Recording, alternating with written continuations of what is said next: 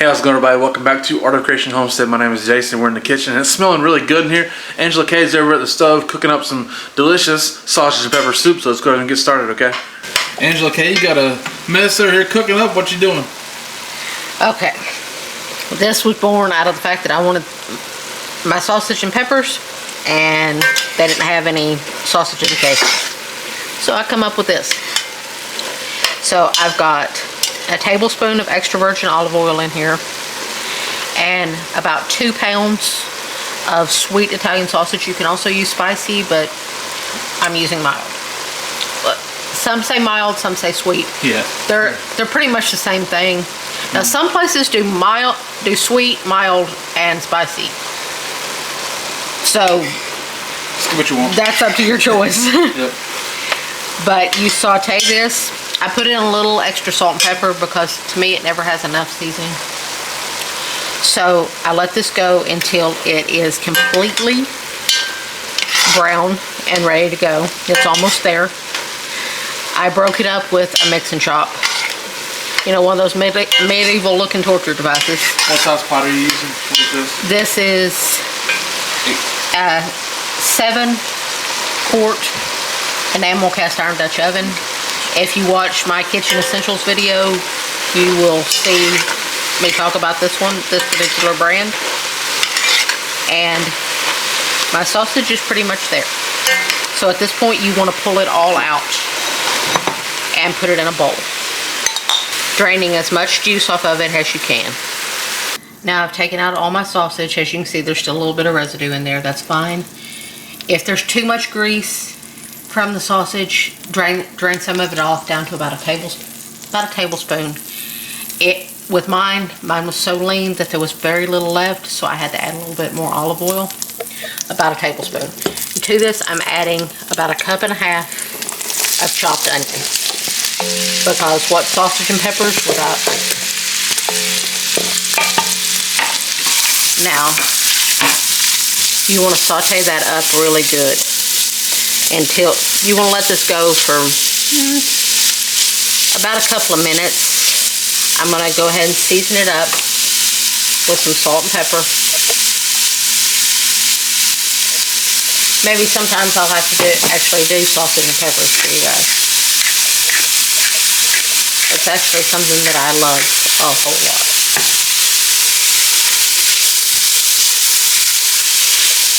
And anything, because of the residue of that Italian sausage, it's going to add a lot of flavor to these onions as well.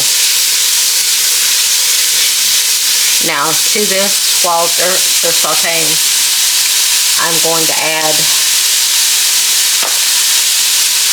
about a teaspoon of granulated garlic, because you want a lot of flavor in there.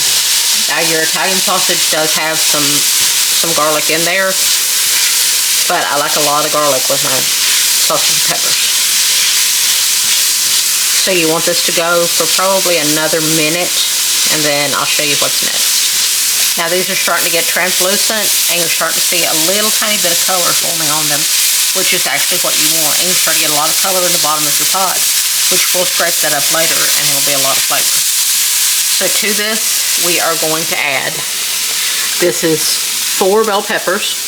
It's 2 red and 2 green. You can do any colors that you like. And as you can see, I've cut them in large pieces, because when I do sausage and peppers, I will normally do strips of onion and strips of peppers. So I wanted my peppers to be larger, but not strips anymore, because this is soup. So I'm going to add those in. Now you want to stir those around with your onions. And like I've taught you many times before, you want to season as you go.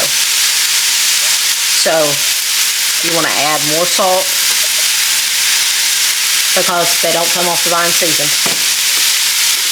And you want to add more pepper. But from here is where I'm going to start adding flavor. I'm going to start adding a lot of flavor here. I'm going to add about a teaspoon of dried parsley. And like Jason often picks on me about, my teaspoons are large. And you want to rub it between your hands to release the oil. And I want to do about 2 generous teaspoons of basil, because I really like basil with sausage and peppers, but this is my main thing right here that I love with sausage and peppers. I like plenty of oregano. So I'm going to do about 2.5 generous teaspoons. And you always want to rub it between your palms. It helps wake it back up. And you want to also add it to your sautéing mixture instead of adding it once you add the liquid, because frying it in the oil will help it release its oils better. And you will start to smell this smelling very good very quickly. Now you want to let those peppers saute until they are getting pretty tender. Now your peppers are about semi-soft. You don't want them fully soft because they're going to cook more in the soup. Okay. Now I'm going to add about 2 good tablespoons of tomato paste. I am using tube tomato paste because it keeps better in your fridge, but you can also just use canned. Now, you want to mix that in really well. Let it fry in with your vegetables. Now we are going to add, I'm adding a pint of my home canned tomatoes. Or you can use diced tomatoes with their juice, a small can, or you can even do crushed tomatoes if you want to. But I like the tomato chunks. And you're going to use that acid from the tomatoes to scrape up the bottom of your pot as well. Acid in the liquid kind of deglazes it on the bottom. And see, you can see that tomato paste thickens it up really nicely. Looks like you got a base for a good soup there, baby. I hope so. I hope it is. It smells really good. It does. Now we are going to add 4 cups of chicken stock. You can also do beef stock. I think the beef flavor would overpower the flavors in here a little too much. That's the reason I'm using chicken stock instead. Now we are going to add our sausage back in. Once your sausage is added back in, you want to let this simmer with the lid off for probably about 15 to 20 minutes until it's nice and hot. But before you start the simmering process, make sure you bring it up to a bubble, because you want it to be simmering, because right now you've added liquid that is cool or room temperature, and you want to make sure that you get it back up to temperature before you start counting the time for it to simmer. So bring it up to a bubble, then reduce it down to a simmer, and let it simmer for about 15 minutes. Now it's simmered for about 15 minutes, and your peppers are nice and soft, and everything has come together, and it smells really good. It does smell good. Now at this point you want to taste it for seasoning before you add the pasta, because your pasta is going to absorb a lot of salt. So you want to taste it for seasoning and add any that you think it may need, whether it be salt, pepper, or granulated garlic. Now I am using ditalini, which are these little tiny tubes. Ditalini is getting very hard to find. It is. So if you can't find ditalini, you can use elbow macaroni. I'm going to use probably about the equivalent of probably a cup and a half. I would say it's going to be about a cup and a half, because I'm not measuring. I eyeballed a lot of stuff in case you haven't noticed that. You don't want to put too much, because it will absorb all of your broth, and then it won't be soup anymore. It'll be a pasta dish then. So be careful with how much you actually add. Now you want to let this cook until the pasta is tender, which takes about 8 minutes. All right, we got a beautiful bite here. Now look, we're gonna want to serve it with like some Parmesan cheese on top, maybe a little olive oil on top of that. We got a little bread to go with it.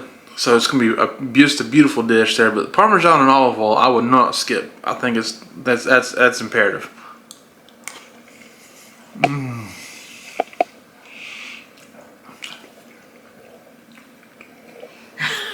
Perfect.